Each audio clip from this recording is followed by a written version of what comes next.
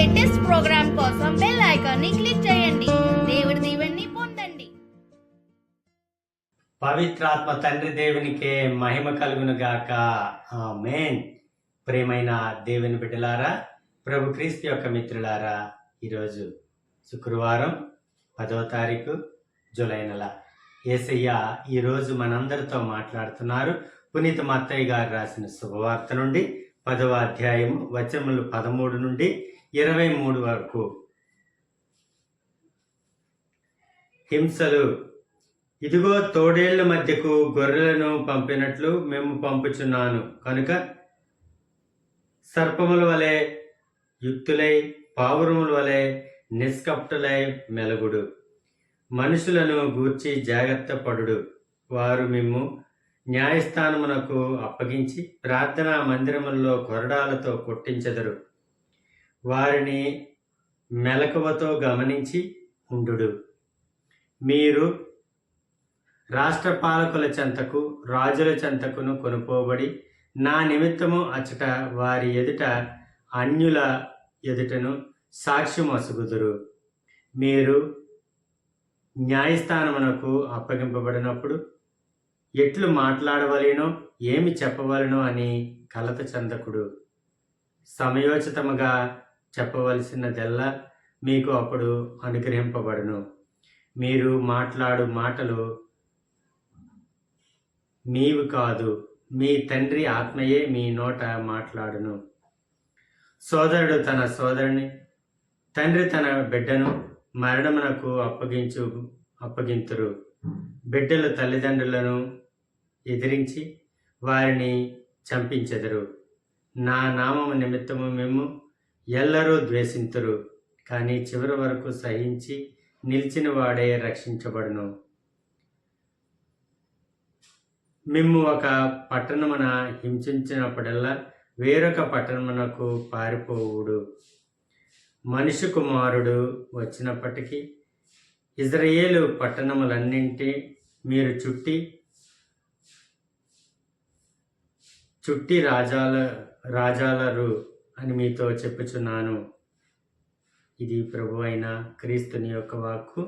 క్రీస్తు ప్రభువా, మీకు స్తుతి మహిమ కలుగునుగాక.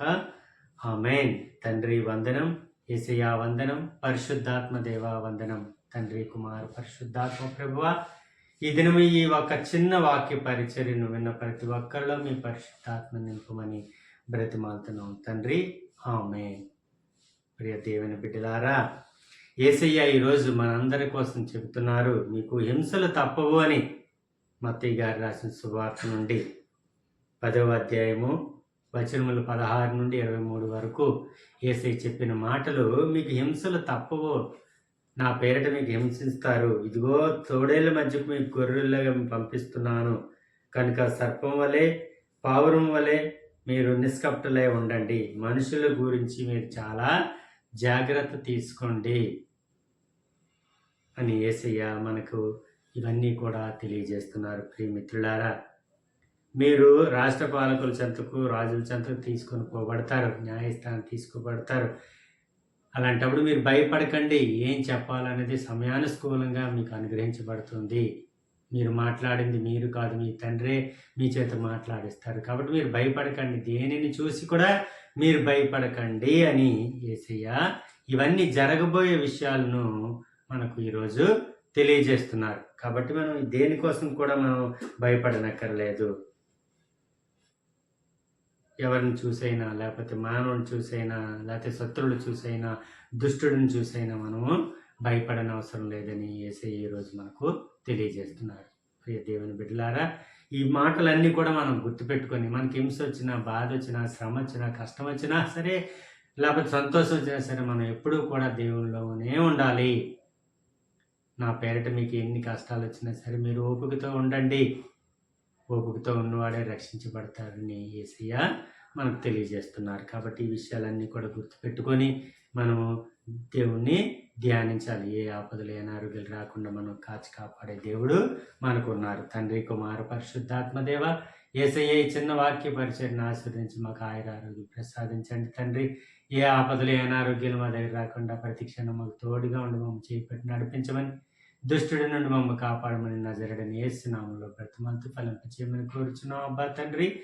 ఆమేన్, amen, amen. God bless you. దేవుడు మిమ్మల్ని దీవించిన గాక. ఆమేన్.